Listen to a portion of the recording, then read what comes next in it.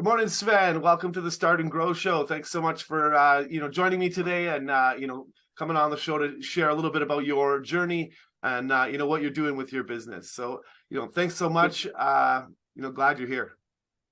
Good morning, Craig, and thanks so much for inviting me to participate. Really looking forward to this. Nice shirt. I love that. Oh, good. I just got some swag actually for my my business as well. I got some hats with my logo on it, so I love the swag. It's awesome. So yeah, so let's hear. How did you get started? What kind of made you kind of go down this path, and how'd you get to where you are today? So it's quite a long story, as in it originated quite a long time ago. Back in 1998. I accidentally joined a US tech startup. So I had just come from, really quite a lucky position as a young engineer. I got to work on creating the first commercial ISPs in Australia. And that was really cutting edge kind of work. And of course, as soon as we started connecting people, we needed to start keeping people out. So I got involved with computer security. And got invited to join a Seattle company that actually still exists today called WatchGuard Technologies.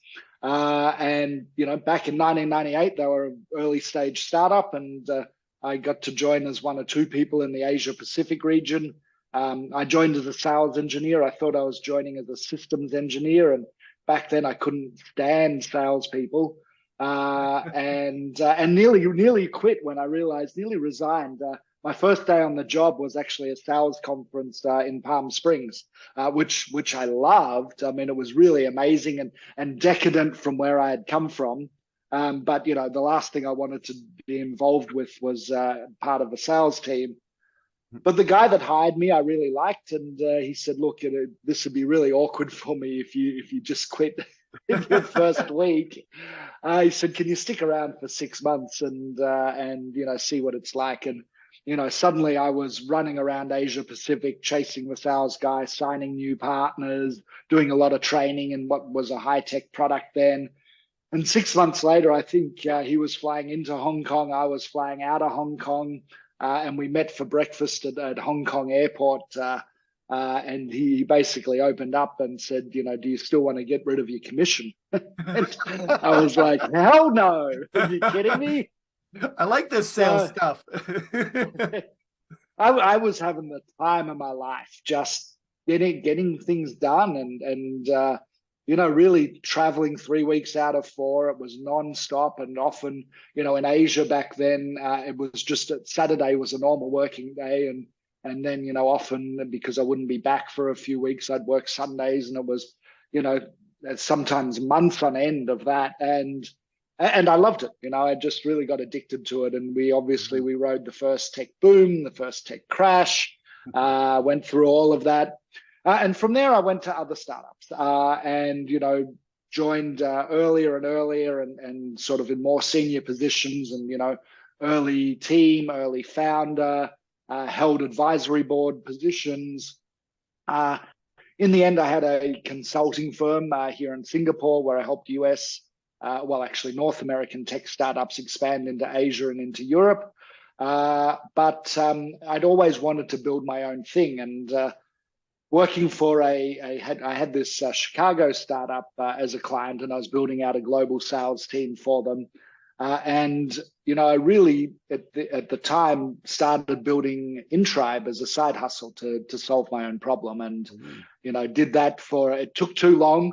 Made a lot of mistakes, moved too slow, brought a couple of friends in as co-founders, didn't really vet them because, again, it was kind of a side hustle. I wasn't necessarily that serious about it, but, it didn't work out. Not everybody can have a full-time day job or a full-time day business plus a side hustle business. So, that's kind of where it started. But in the end, a few things happened towards the end of the pandemic, and Google made announcements about blocking or deprecating the third-party tracking cookie. And suddenly, I had this light bulb moment where I realized that when that happens, pay-per-click as an industry is going to be devastated. It's going to shrink. I'm not saying it's going to end, Yeah. but at the moment, it's the biggest draw of marketing spend there is for just about any company. And that's going to go somewhere else. And that's when I said, you know what, I need to, fish or cut bait with InTribe.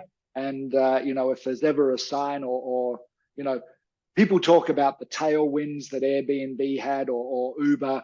There's always a moment in time where the really big breakthroughs happen and the high growth happens. And it's not necessarily the team or the tech or the idea, but there's a fundamental shift that I think, next year, in the back half of next year, we have the deprecation of the third-party tracking cookie in Chrome, and that's 62% of the browser market still. Yeah. So from one day to the next, everything changes. That was it. I sort of looked into the crystal ball and went, you know what, I'm going to do this. And so that was when I went all in. It took a little longer to unwind my consulting obligations. That doesn't happen from one day to the next, but ultimately, that's kind of the origin story. Built it to solve my problem. Always wanted to build a startup. Didn't think I was going to be 50 when I actually did my own for the first time. So I'm a first-time founder at 50, despite all that experience. That's amazing. And you know what? I love to hear that last bit there. I think a lot of people, think that, entrepreneurship's a young game. And I honestly, I've talked to more and more people in their 40s and beyond that's when they're starting, because again, you've accumulated a foundation that's rock solid. You've got the skills and the breadth of skills across kind of being a business owner. And so, yeah, I get it. I think that's amazing. I think it's perfect time. And I always use the Colonel Sanders thing, the guy started KFC at 71 and look where it is now. He's long gone and that company's still making millions, right? So I love it. So let's jump into, the actual solution here. So what was the problem you were looking to solve? Like what kind of was, we know there's change in the industry. So what does InTribe do? Like what's the core kind of problem that you decided to go after, and who's that dream customer? I usually when I'm consulting, like that's kind of the first place. Like who are you solving and what are you solving for? So there's a couple of parts to the answer. So the seed was planted with another Seattle startup. So I did originally these computer security startups, enterprise software and hardware. And the founders of WatchGuard were good enough. They were really committed to the startup industry, and they kept investing. That they made a killing in that first tech boom. They kept investing in other local startups in Seattle, and they kept bringing me back in. And so eventually, I joined a consumer tech startup, which was actually a GoPro competitor, and we were neck and neck with GoPro for 5 years until we weren't. And that's the story in and of itself. But for 5 years, we had an amazing run. I led the global sales team into the Inc. 500 2 years in a row. First time at 192, and the second year was number 7. So we were the 7th fastest growing privately held company in the USA. And that was amazing. Did all that high growth stuff, hiring ahead of the curve, and just hire good people and we'll figure out what to do with them if they're available, and all the really crazy stuff. So, but there also I learned about brand partnerships. And so we had, long before GoPro had this, what's now a very memorable partnership with Red Bull, we had Red Bull as a partner. And I could see immediately what basking in their halo did for us. And we partnered with Burton, the snowboard company, and K2, the ski company, and Ducati. And then eventually when basically GoPro outraised us for our Series B, we kind of did a $12 million raise and they did a $100 million raise. They picked the timing, and that was literally the very quick or very hard beginning of a very quick end. Yeah. But they bought the Red Bull relationship from out underneath us, and then we partnered with Monster Energy. And so I kept learning about it. I wasn't responsible for bringing on the partnerships or designing the program, but I did use it for example, in-store activation. So we had these huge retail chains in Europe I would partner with the local Red Bull team, and they would maybe bring some of their athletes in for in-store signing, or we would do these events on mountains and, really just work with them and generate a lot of content. A lot of it was content partnerships. Yeah. We had the cameras and they had these extreme events. And so as I didn't do a lot of Silicon Valley startups. A lot of my startups were Pacific Northwest, Chicago, did a Boston one for a little while. And we never had I've never worked apart from WatchGuard, the first one, never worked for a really well-funded startup. So dollars were always tight. Like I was always in really early from, the transition of bootstrapping into seed, and then, up to Series A mostly. And what always happened was there was just never enough money for marketing. And I was the global sales guy, and I could move product onto shelves, but often they weren't moving off the shelf. And this is what happened with this Chicago company. And I was always bringing in this concept of brand partnerships. But what would happen was I'd have the job of, being the sales guy and building the sales team and the channels. And then I'd also have a second job of finding the brand partnerships and creating those and doing that. And in the end, we had I was at this beautiful company. We were making, it was the first, if you remember Bluetooth speakers, when they first started, it was all about convenience. It wasn't about sound quality. Yeah. So I worked for this Chicago startup that really made the first high quality sound Bluetooth speaker. It was therefore bigger. It was the first in the boom box, the 80s boom box shape, to bring that back. Yeah. And I could get it onto shelves very easily because I knew the buyers, could plonk the box in front of them, could play it, they could hear the sound. The price point was amazing. And, we could get it onto the shelves, but they wouldn't move off the shelf. People, want to trust the audio. They want to trust their speakers. They couldn't hear it. You couldn't do it over a video. And so, but the founder had been burnt by every marketing agency under the sun. If you talk to founders, every founder has a story about a poor marketing consultant or a poor marketing agency. You 100%. take all of those stories and wrap them up in one person. This was the founder of that startup. And so we would argue, he amazing guy, a genius, but we would argue. I was like, I need some air support here. I need air cover.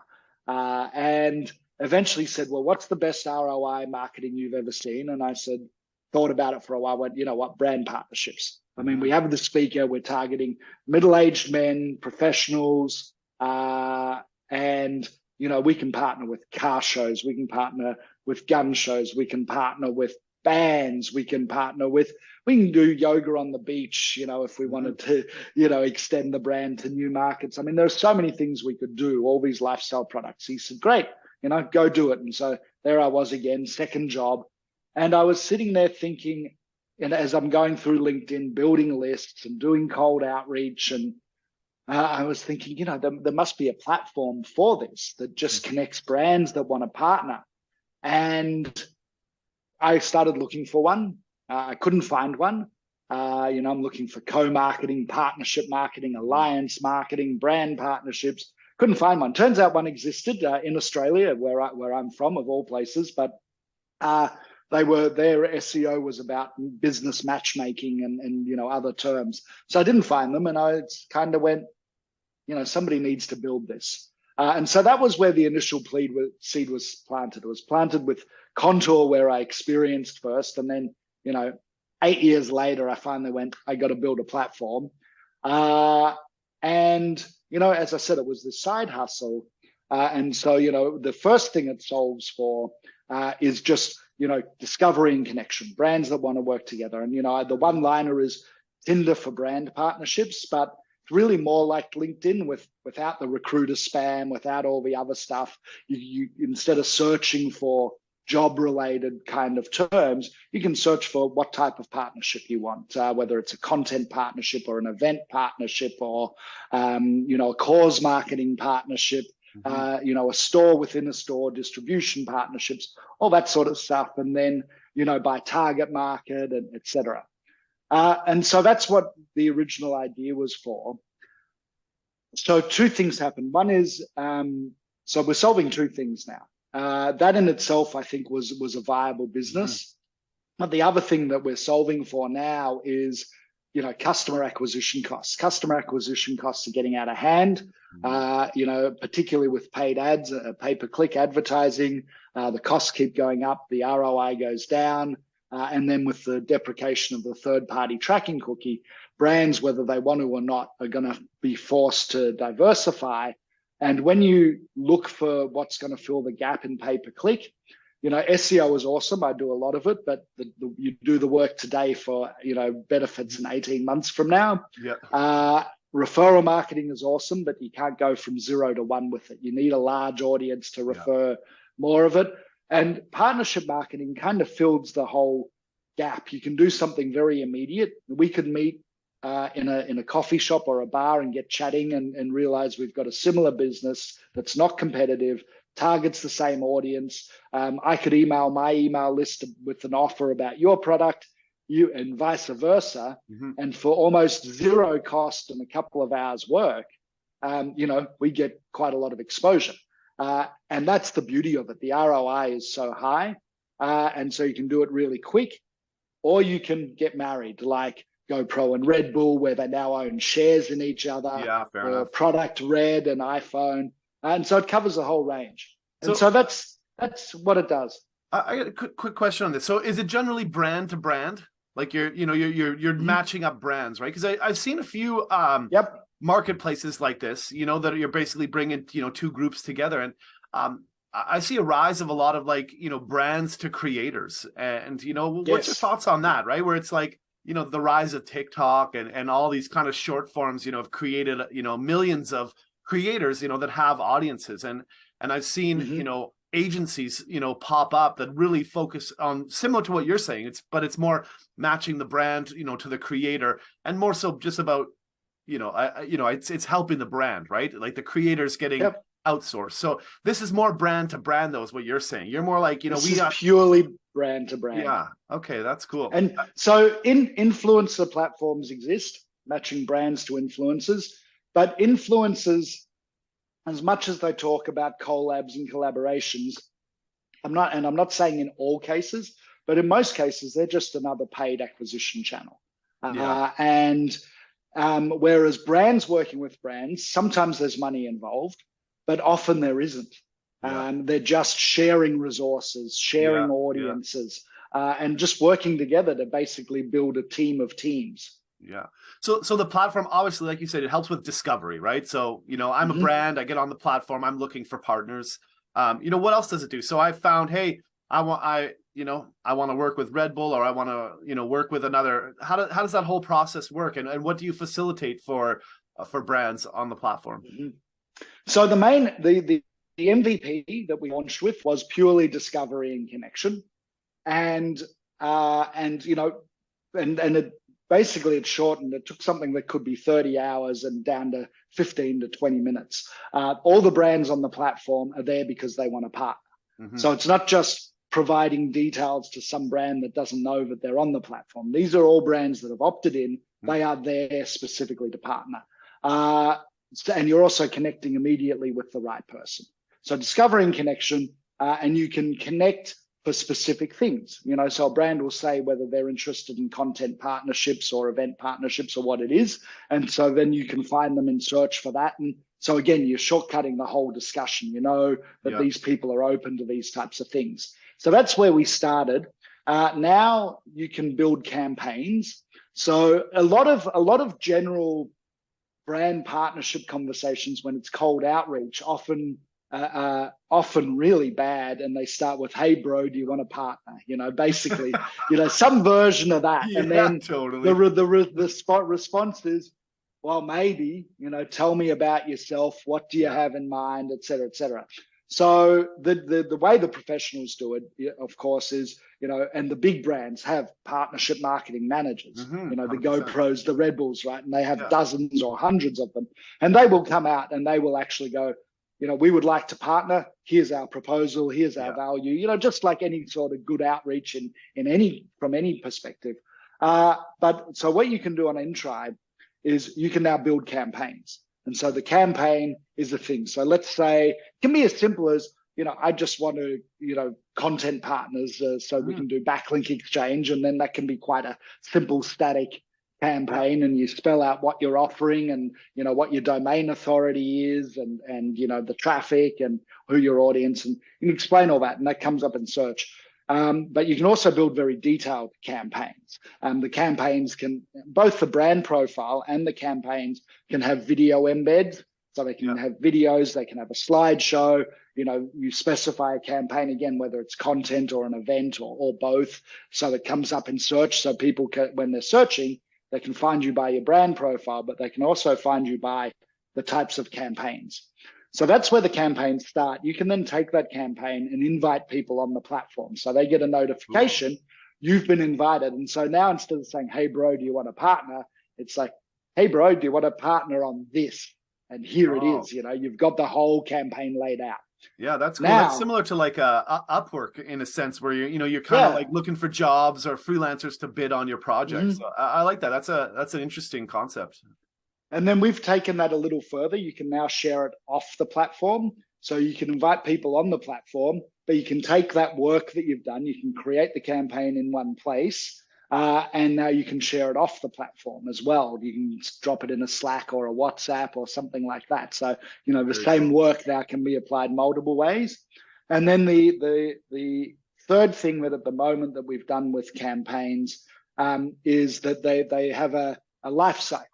So they can be new, they can be current, and they can be archived. And now it becomes part of your CV, if you like, of brand profiles. So some people have asked for 5-star rating systems, like an Upwork or like other things. And I don't really like that concept.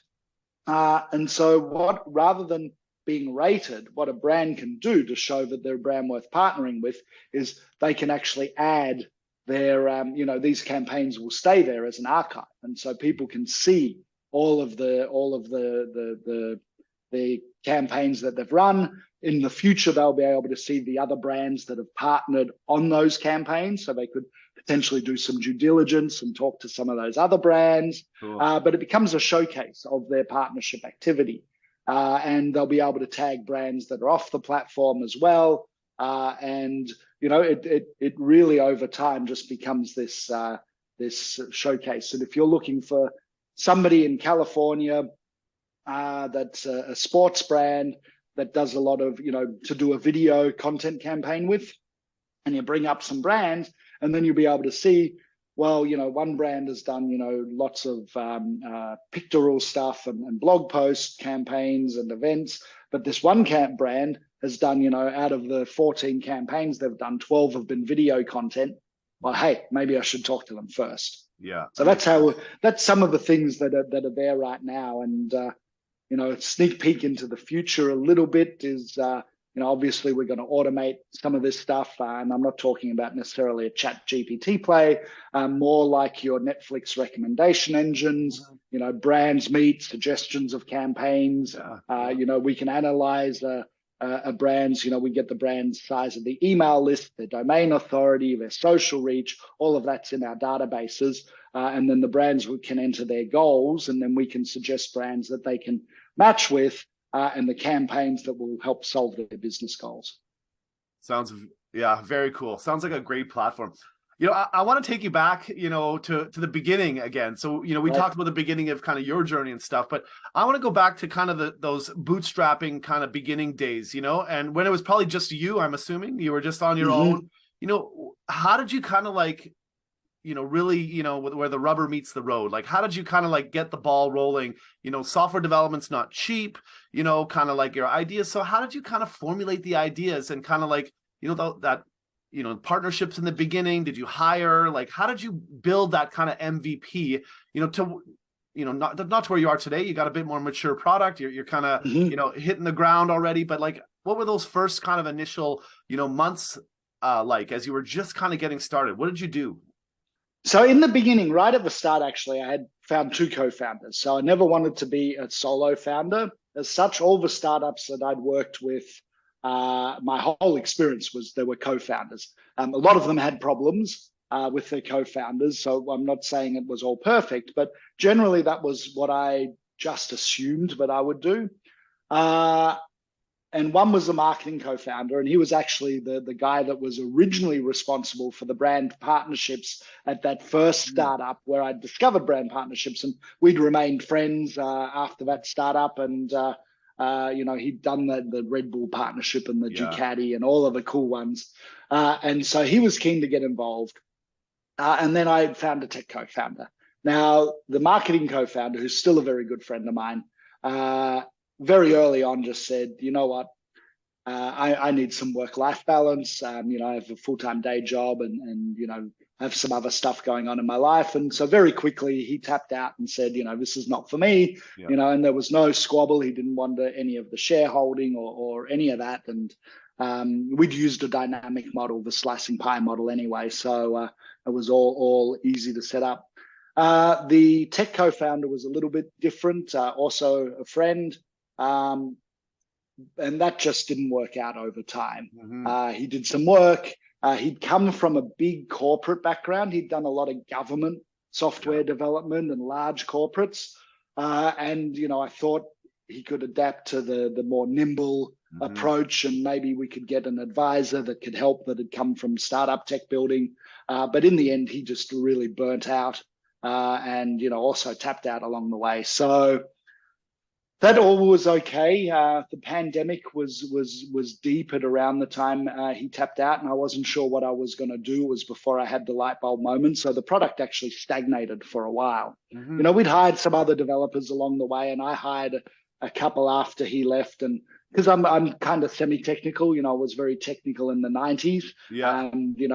Taught myself a little bit about web frameworks, but boy, oh boy, there's so much to learn. It's not just a couple of programming language, right? It's evolved a lot.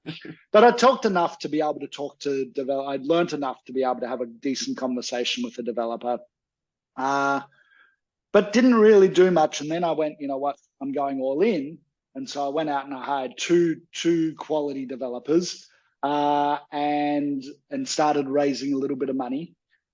Still was winding up my consulting business, but I wanted to get things in place before that was all wound up so that I could, move forward with some momentum. And then everything broke. The first time we pushed a new image, the whole DevOps broke.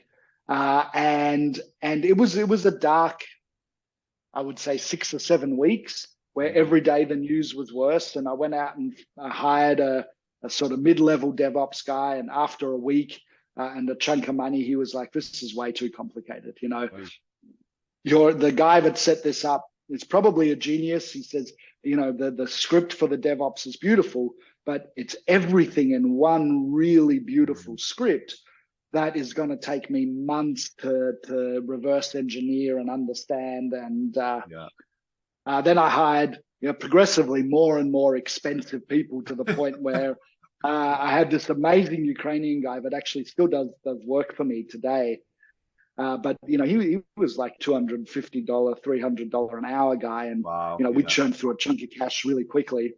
And obviously, looking back 20/20 hindsight, I should have just thrown it all away and built it from scratch, and we would have had it done in a week or two, and I would have saved the money. So sometimes still that's learning. the case, right? Like sometimes you just gotta like throw it out and be like, you know what? We learned a lot. That was the output. We learned a lot, but like the code's got to go, and let's take what we learned and start fresh. Oh, so the code was okay. So we recovered the code, but the DevOps string chain, tool chain, the whole thing was just, and we threw it out. And so again, I did learn. I learned, and I spent a lot of money in a few weeks.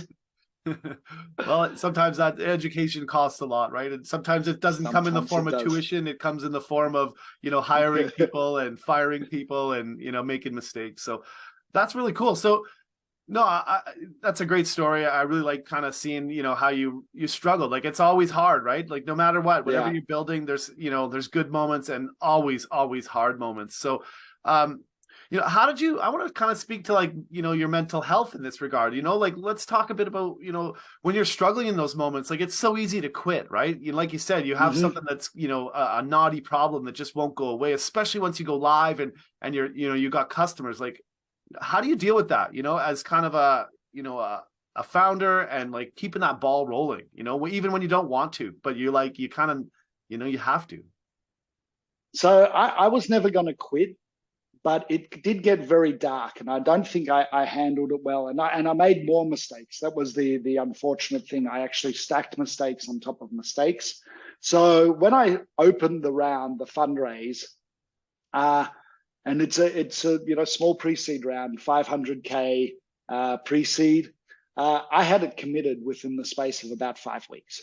You know, I had these great networks in the US because, you know, I've been doing startups for a long time.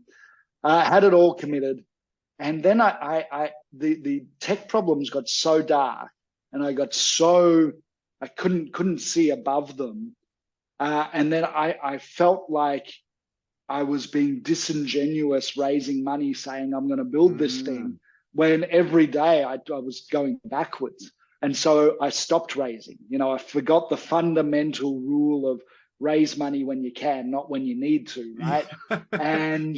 And so I stopped. I said, you know what? I've got enough money. I've got some of my own money in the bank, you know, much to my wife's disgust, you know, I spent way too much of my own money solving some of these problems.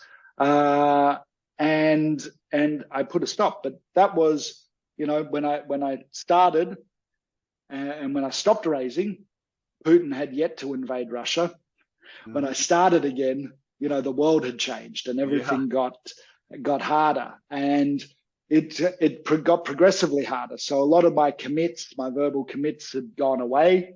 You know, life had changed. Some people had lost some jobs. You know, we were still coming out of the pandemic and dealing with, you know, we had that backlog of ships in China. There was that period where nobody could get any goods, and construction companies were closing, and, you know, all sorts of people were affected. And, you know, some of my potential investors then were getting a divorce after 2 years of pandemic struggles and whatever. And so suddenly it got really tough. And so then I made the next mistake, which was, you know what, I got enough runway here and we're starting to move forward with the development, that I'm just going to get it to revenue. And then I'll get it to revenue, and then I'll start raising again. And of course, there's raising pre-revenue and there's raising money post-revenue. And pre-revenue is raising on the dream, and nobody can really factually judge your dreams, whether they're true or not. When you have revenue, of course, there's a metric that everybody can focus on, and usually they're focusing on it that it's not growing fast enough. So they're the mistakes, and most of those mistakes were made because I was pretty depressed and stressed, and, you know, didn't. And a solo founder, and did not, you know, reach out to my support structure. And the silly thing was, my raise was mostly from my new networks, from the most recent startups I'd worked at. And I got a little bedazzled. This one of the last startup consultancies that I did, that I got really involved with and almost went in full time, had a lot of celebrity investors. And I used that to open doors. So-and-so invested in us, you know, we're small, but you should do business with us. And it was really powerful. And I imagine me, you know, introducing InTribe with, you know, such and such investors. And you know what? And they're all good people. I'm not judging or casting aspersions of any of them, but they'd only known me for a short time. And so I really struggled and couldn't get to know. Everybody was saying yes, but the checks were never written. So what I did recently, and then I'll come back to a little bit more of how I got out of the mental, the cloud and the darkness. But I went back to my original networks recently, like from the late 90s, early 2000s, like a long time ago. Some of these people I'd done some other startup work with, and we kept in touch a little bit on LinkedIn and things like that. And the connections in the beginning at WatchGuard were so powerful. You know, we achieved so much in a short space of time, but I just didn't feel right. And the first phone call I just made, I just thought, I got to ring some of these guys and just ask the question. Why can't? What's going to hurt, eh? And you know, the first of them is a gentleman by the name of Chris Boscolo. He had gone on. He was the VP of engineering back then. He'd gone on since to found a number of companies. And he's CEO and founder of another one right now. He'd recently launched a new one. And I kind of reached out to him, and his response was immediate. And we'd only really kept in touch for the last few years, of a few Twitter comments here and there and the odd DM. And he just said, yeah, Sven, whatever I can do to help you, I'll send you my Calendly. I know we've got different time zones. If it doesn't work, let me know. I'll open something else up for you. And 24 hours later, we were having a conversation, and he's thinking about who he can introduce me to and reminding me of these other people that can help. And we'd only scheduled a short sort of 30-minute call, and an hour and 15, he's been chased for dinner, and it was, and since then everything has changed quite dramatically. And I have this huge support base of people I did have a lot of social capital with back in the day, but I hadn't really tapped into it or asked any questions, for a decade or more. And here they are, really super supportive. So, I'm certainly feeling a lot better about things.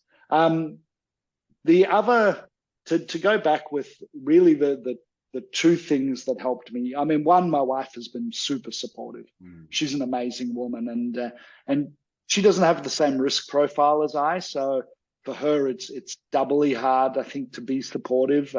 She would prefer maybe a more conservative approach to financing and money. But the other thing that I've always had is for me, sport has really been quite grounding, particularly two that I'm really passionate about, or that I really enjoy.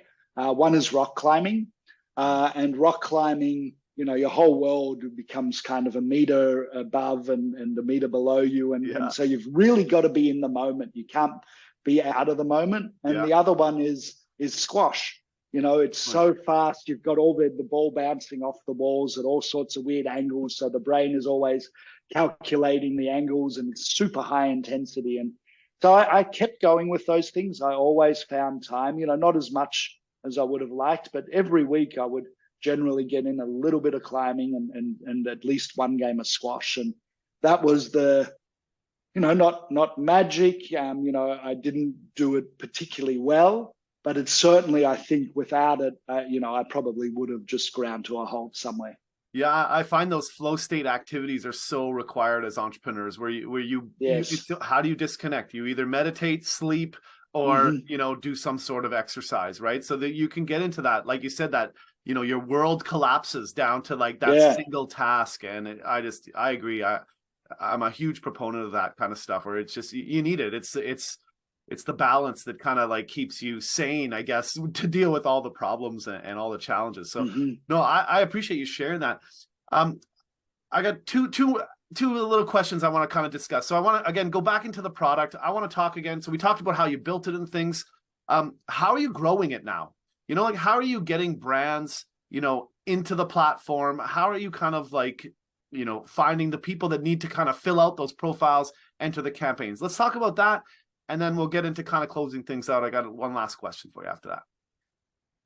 So because I don't have a ton of money in the bank, it's been slower than I would like. But a couple of things. So one is a very classic, I have the cold start problem. Right, it's the moat is going to be network effects. Yeah, we're going to do some cool tech stuff. We're going to have some cool features, but ultimately the moat will be the brands that are on the platform. So I need to get them. And almost every day I see brands come on, or people come on that have almost a ghost profile. They do the bare minimum, and then they go in there and they're browsing around. They're trying to find, and they don't find it, and then they move on. And that's just what happens. And then I usually try and reach out to them and say, hey, doing a whole bunch of things that don't scale, and I'll manually help you find some brands and bring them on the platform, if we can just have a conversation. And, a lot of people, once they're gone, they're gone. But some do come back, and, I persist with that. And then, I try and build clusters around them for their niche. But ultimately, there's a few things that I'm doing. So one is I'm all of the marketing that I do is very targeted, just on a couple of niches. So that's one start, so that they can actually build and there's a lot there. But because again we're freemium SaaS platform. People can just sign up from all around the world, and we actually have brands from 22 countries now. Oh, wow. But so there's that side of the thing that I'm dealing with. But it's been zero paid ads so far. Yeah. It's been SEO, outreach, cold outreach, so Twitter DMs and email outreach, and partnerships. And funnily, and this is both a win and a mistake. I have this idea, and this year, fairly soon, we're going to kick it off. I have 30 brands, some of which are quite big, well-known brands, that have agreed to support me on my launch campaign. So excellent. The idea for the launch campaign is a really massive partnership campaign. And I was going to kick that off last year. And in the end, I actually got cold feet because I didn't have a team. I thought I would have had a marketer by then. Thought I'd have more money in the bank, that if things went sideways a little, I could pour some money into some advertising to keep it going, even though it shouldn't need it with that many brands involved. And so I pulled out of it. But that wasn't actually the mistake. The mistake was focusing on this really exciting thing when I could have been doing smaller collabs on a consistent basis to get to a stronger position before I do that. And so that's what I've actually done now. Again, after the mistake, I pulled back and went, you know what, I can do webinars. And the very first webinar, I reached out to a social media marketing platform in Europe called Social. They're very strong over there. They want to grow in the US, and I want to grow in the US. So we agreed to do a joint webinar together, and we would find a topic. So we, talked about partnerships to make a social media giveaway, a sweepstakes, even bigger. One brand can give away their product, but if you pull 5 brands together, the prize is much higher. You got 5 brands promoting it. It's much bigger. So we did a webinar about that because that suited their audience as a social media platform, and obviously my audience is a partnership platform. And that was amazing. The amount of work for that first one in total for me was maybe 5 to 6 hours, including the 1 hour time for the webinar. There was a couple of hours putting together the slides, a couple of phone calls agreeing what's what, the tweets, the Facebook posts, the LinkedIn posts, the email blasts. 5 to 6 hours. For me, I added 310 new emails to my list. First email I sent out was, here's just the link to the replay. If you want to unsubscribe and not receive any more of these, here's the unsubscribe right at the top. Only 2 opted out. So I got 308 that have stuck with me now. Out of that, 12 signups, of which 5 were paid and 7 were free. 2 people signed up in the middle of the webinar, which was amazing. And I was like, wow, why haven't I been doing this for the last 6 months? And webinars are so powerful. They're such a powerful vehicle. Yeah. And so that's basically how I've been growing it primarily now. Partnership campaigns, organic and outreach. And the outreach is primarily to try and build clusters for the orphan brands that are on there. And now I had a little bit of good fortune, which I've kept to myself, is that the week after SVB collapsed and everything was super dark, it was the first time I actually closed 2 angels in a week. And one wired money that week, and the other one wired the money the following week, which was ridiculous. And I couldn't tweet about it because there was so much suffering going on in the ecosystem. But that now I actually have a little money in the kitty, so now I am actually going to add a little bit of pay-per-click on top of it. Make a little hay while the sun's shining. And then, really ramp that up. And, if I can close 1 more angel, I will hire my first marketing team member. And then we will launch this really big partnership campaign, which then should be, the driver through to the rest of the year. Oh, that's amazing, Sven. What a great story. I really appreciate you sharing this. It's great to hear the ups and downs, what it takes. And I think, you're a seasoned veteran, and, you've kind of been around the block, and kind of what to do when those problems arise, or at least you figure it out eventually. You might not know today, That's right. But you'll know in a week or 2 or 6 weeks later. But, I want you to maybe, let's talk to the kind of the younger generation. There's a lot of young people starting to build SaaS out there. You know, they don't have anywhere near the experience or the, I don't know what you want to call it, the resilience. So what would you say to the, you know, the younger founders out there that are watching this, you know, the people that are just kind of starting their little SaaS and, you know, they're trying to do something similar to what you're doing. You know, what advice would you give them, you know, to be a little bit more resilient and consistent on kind of going after what they're trying to accomplish? You know, it's the first thing when somebody asks me that is really just the Nike motto. It's just so strong. It's just, honestly, just do it. What have you got to lose, particularly when you're young? And some of these are real cliches. So I don't want to just throw around cliches, but you know, failure is not something to be. Failure is not failure, right? Failure is not something to be for anybody to be afraid of or to worry about or to feel judged on or diminished by. It's fundamentally how we learn, right? Since we were, you know, tiny little babies trying to learn to walk, right? It's try to stand up and fall over. It's, you know, the fundamental to the human experience. So I would encourage anybody that has a real burning need to walk a slightly different path, to create something, to solve problems, to do it. And I think today, and I'm not saying any of it's easy because it's definitely not easy, but there are some amazing tools now with the no code, the low code, you know, some of the guides on validating ideas, you know, without spending a lot of money, you know, get into some communities, find some people that can support you. Don't buy into all of the hype. That's probably going to be my biggest thing. So, you know, I'm very active on Twitter, and I don't know if I love Twitter so much anymore. You know, I'm hoping it all ends well. I'm still active on there, but on Twitter, I get very frustrated because I have some bootstrappers that I follow, and I have some people that are Silicon Valley based and you know, raising big rounds.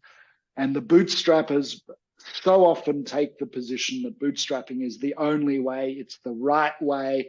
People that raise money aren't real entrepreneurs. They're not real founders. And then on the other side, you can see the tweets from, you know, if you haven't raised $20 million for a seed round, you know, what type of founder are you? You're not really a founder. And that's the only way. And everybody thinks their way is the only way. And of course, that's complete rubbish. Yeah. There is no right or wrong. There are some trends that for periods of time are worth imitating because they can, you know, you can follow a shorter path, but they also don't last forever. You know, things keep changing. And so I would say, you know, try and connect with good people that are really doing it, that are not just talking about it.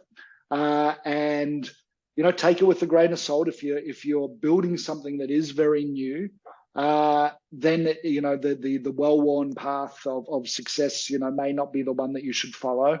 There's a lot of good information about experimentation out there. And I think particularly when you're young, that's an attitude that should be embraced, you know, test ideas, you know, don't spend a lot of money.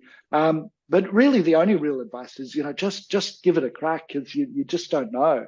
And if it all blows up in your face and, you know, then take a break, stop, or go on and just start something new. You know, when you're young, you've got it all ahead of you. So really that's the main bit of advice. But if it turns out it is for you, then there's really nothing else you could do anyway. So you might as well start when you're young and start early and get into it.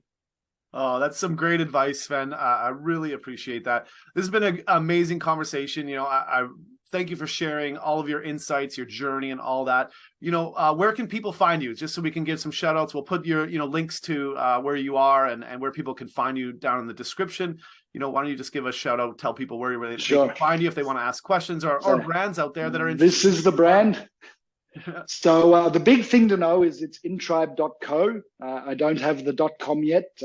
That'll be some sort of future expensive transaction. But it's InTribe.co, and my email address is very straightforward. It's just Sven, so 4 letters, SVEN, @InTribe.co. That's the best way to reach me. You can find me on Twitter, but that's a hard one for some people to pronounce. It's my last name. It's Radavics, Radavics. We'll put a link down below. People can just click the link and get you there. So again, thanks so much for your time. I really appreciate this, Sven. Thanks to you for watching, those that are, check this out today and stayed to the end of this interview. I hope you found value in it. Please like and subscribe to this video, share it out to your friends, and we'll see you again next time. Thanks, Sven, and appreciate it big time. Thank you so much for having me on, Craig. Actually, I really enjoyed myself. That was a really nice, relaxed chat. So appreciate it. Thanks, everyone. Awesome.